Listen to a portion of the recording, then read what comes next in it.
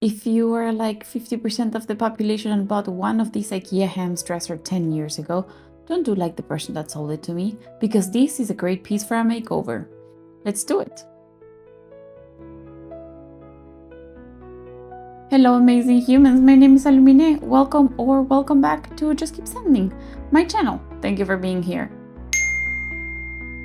In today's video, we're gonna tackle this dresser that I found on Facebook Marketplace for $50 actually, but when I got there were two drawers that looked like they were busted, so I didn't know it was like a fixable thing or it was something simple. So I asked for a reduction and I ended up paying $40. So that was a good purchase because when I got home, I realized that they weren't broken, they were just like misaligned and it was very simple to fix.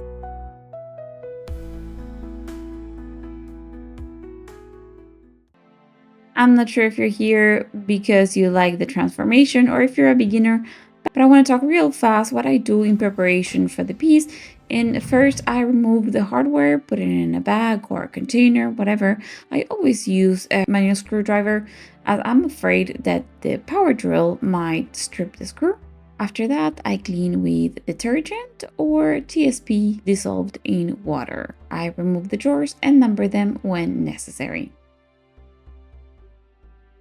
And I am saying when necessary because, for example, in this particular case, with this dresser, the drawers, they were all different sizes. So the only thing that I needed to figure out was left and right. And also this type of construction, it doesn't really matter how they go. It's not a vintage piece. So it's not that, oh, the drawer fit there and needs to go back there. Otherwise, the whole piece will be messed up. This is okay. It's just a modern drawer track. This one is particularly one of the old versions of the Ikea Hemnes.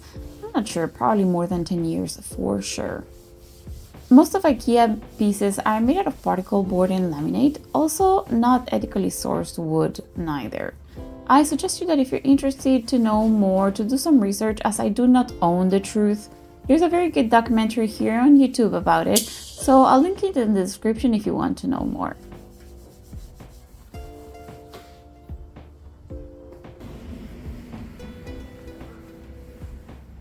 As I was saying, some pieces are not very good quality, but there are a few lines that are solid wood. Hemnes is one of them. This is made out of knotty pine. Yes, not the first time I say this on a YouTube video. Not the best wood, but still solid.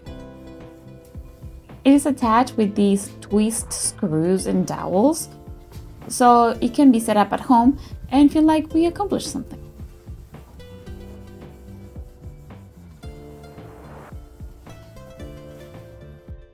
The finish on this one, I have no idea what it is, or actually what it was, but I wanted to leave the top drawer on natural wood, so I tried to strip. Use QCS first, clean strip on another drawer, and even the carbide scraper, and nothing worked. As you can still see in this video, I had to do something I really don't like doing, that is removing the finish with the center.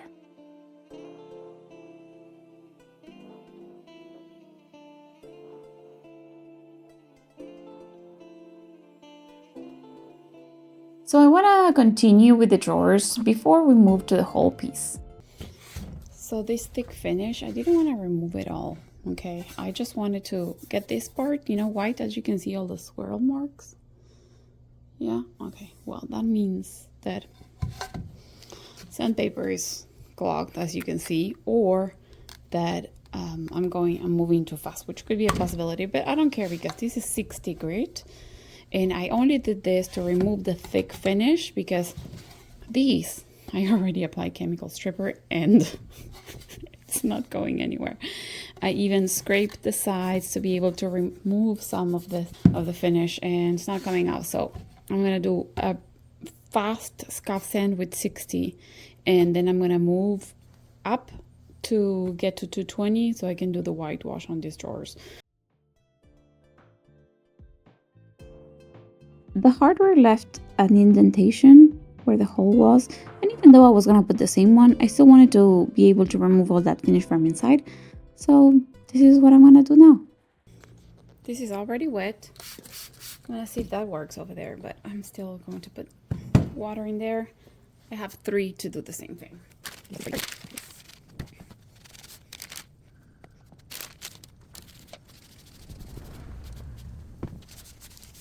Can I say how good this smells? It smells really good.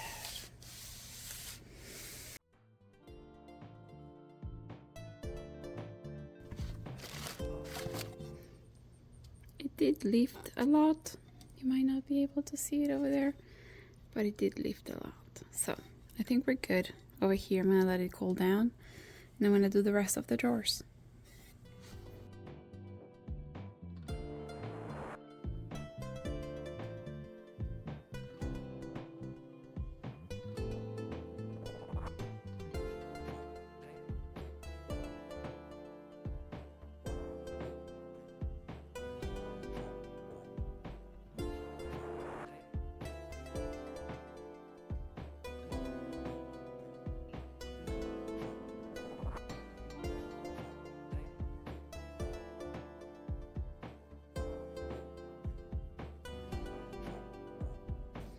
As this wood has huge knots, and by experience I can tell you that they will bleed. No matter what, like they will bleed.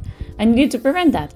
And bleeding on a knot is like a sap of the wood that slowly starts to seep through and show some drips.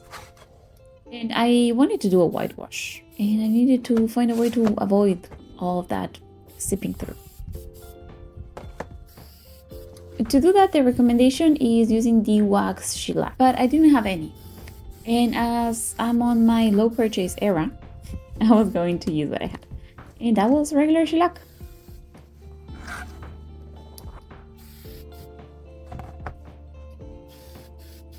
I did 2 passes on a well-ventilated area of the Sinsar clear shellac, and I let it fully dry. After that, I proceeded with the whitewash.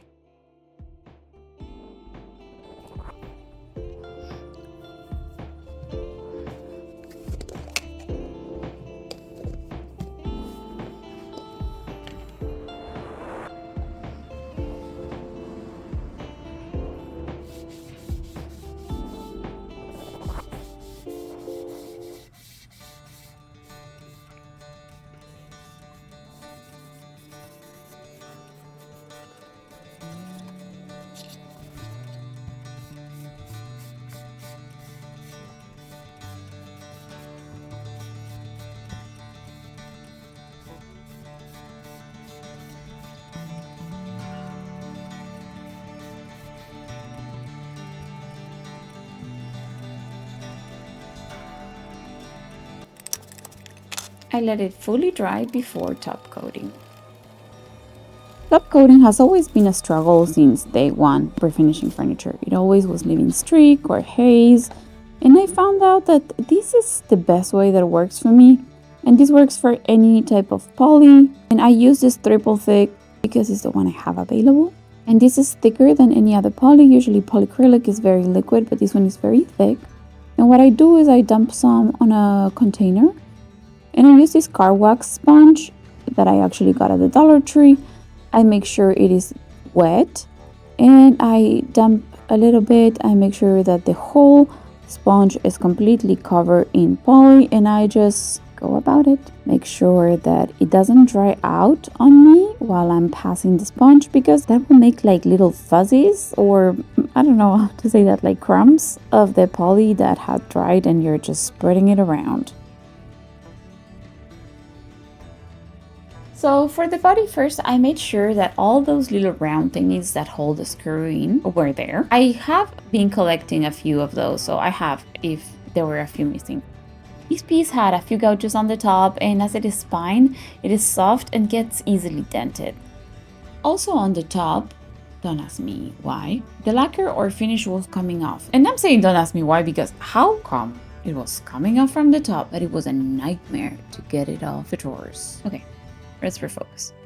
So the lacquer of the finish was coming off, so instead of removing all of that from the top or sanding down and seeing the gouge, fill it with wood filler, sand it, and I also finished with bundle glazing putty for the smaller ones. I did a lot of passes on this, like a lot, like way too many.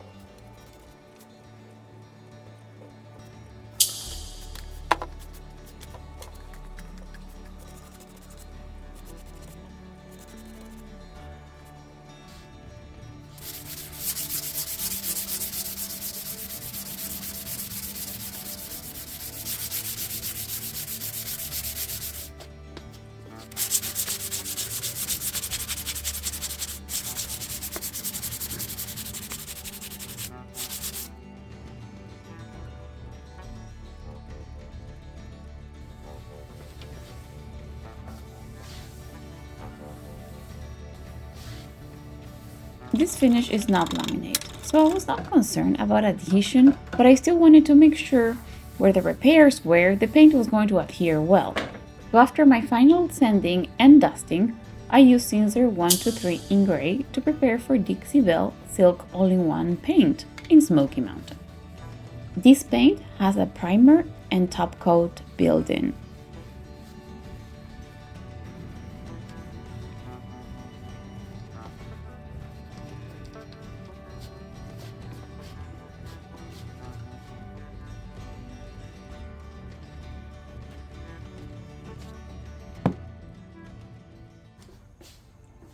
For some reason, I still don't understand why I didn't spray.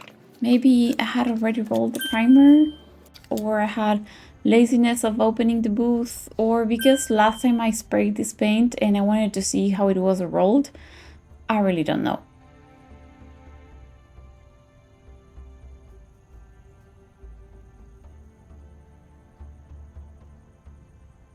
If you made it this far, I am so grateful for you. I hope you're enjoying this video and that you stayed till the end. And consider subscribing too. I would love to have you around. And don't forget to tap that like button as well.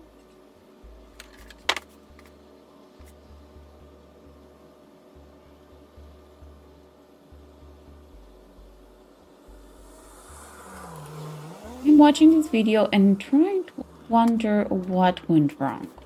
So let's start with the first thing. After primer, I always scratch test in a few areas, mainly the top. If that is good, we're good. Well, look at this. Look at this. I apply the paint and look, the primer is starting to come off. I mean, I didn't do scratch test in this part. I did scratch test on the top. And look. Look. Nice. Nice. So when I was painting the sides, and this was only on the sides, when I started to apply the paint, I noticed that the primer was coming off. Like it was sticking into the bristles. This happened only in certain areas of the dresser. It was only on the side frame. So after showing to my friends this nonsense, I grabbed a wet rag and started to remove the paint as much as I could. Regardless of my scratch test on the top and on the drawers, my concern was that in the moment I was getting it wet, it was coming off.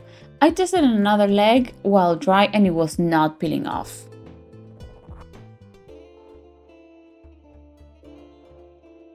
In here, like that's not coming off. And it's the same process. Bin 1, 2, 3, Dixie Belle Silk. So, what's happening? I don't know.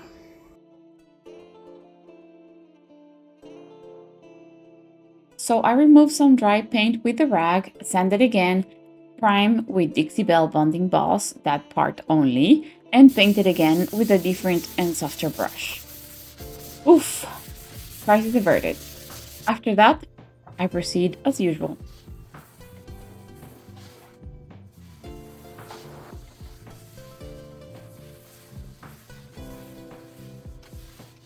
In case you're not familiarized with the brush and roll technique to achieve a smooth feel, I do this every time I don't want to spray for two reasons. One, it gives a great feel and there is less paint wasted as there is no need to pour over a tray. I mix the surface with water. This will help the paint to not dry so fast, and I brush over. I love this chocobo brush and I will make sure I link it below. After I covered at least half of the surface, if it's a large one, I roll over to distribute evenly. I make long strokes from one end to the other, not lifting, not pressing much, and not going over at it again. I also keep an eye on having a wet edge to go over at all times. I try to make sure the roller doesn't get oversaturated with paint, so sometimes I have a few that I wash and reuse.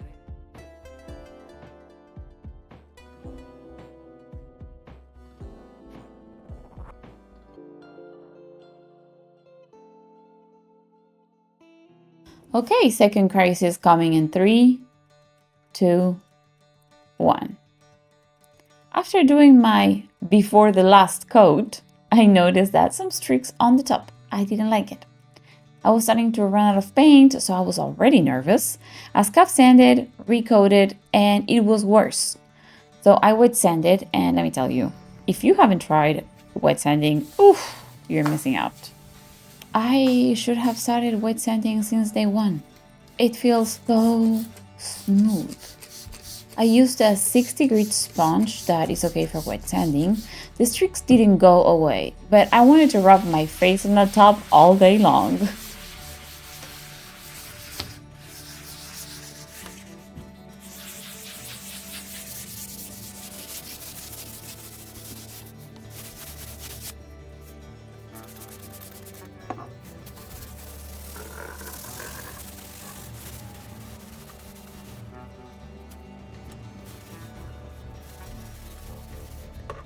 I did another coat. It was still looking terrible. So I sanded again, and as I don't like the feel of the silk paint, I mixed what was left with top coat and did enough coats until I couldn't see the streaks anymore.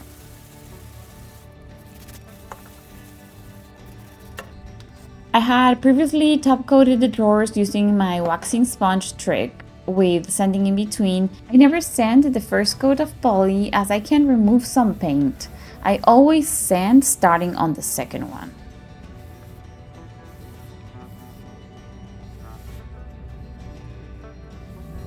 I ended up doing a poll on Instagram for people to vote for hardware color because I wanted to do black, and I love the combo.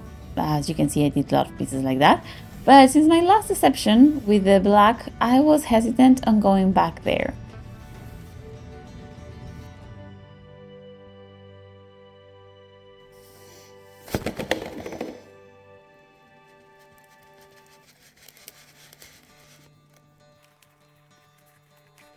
I like the drawers, and regardless that these yellow IKEA lines were giving me vintage vibes, it wasn't that what I wanted. I love taking apart the drawers to do this. It may take the same amount of time between lining and assembling, but it is less stressful as it's like 3 minutes per drawer pretty much.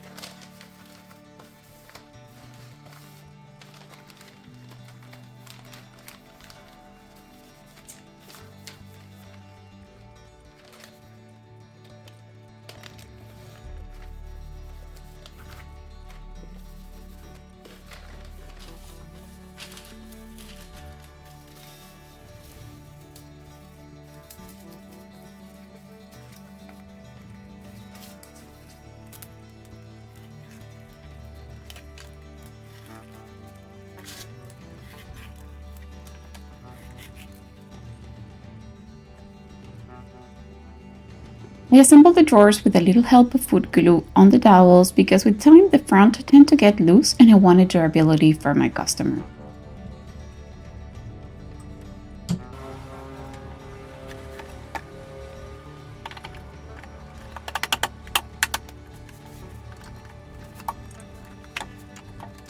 Alright, we're almost there. I reattached the back using my pneumatic round stapler.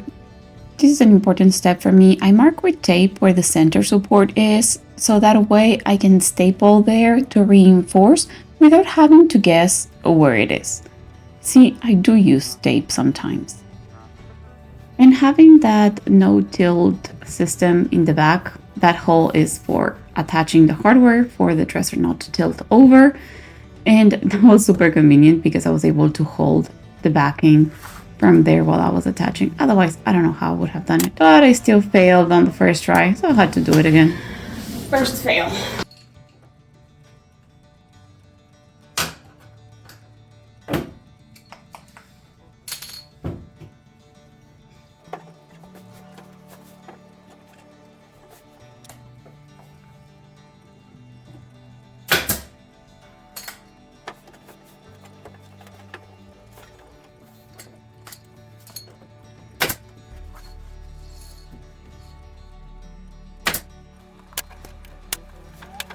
After that, I move the dresser inside to stage and take pictures. Let's do a quick recap on the before of this weird looking brown black stain Hemnes dresser that was only $40 and it had so many gouges.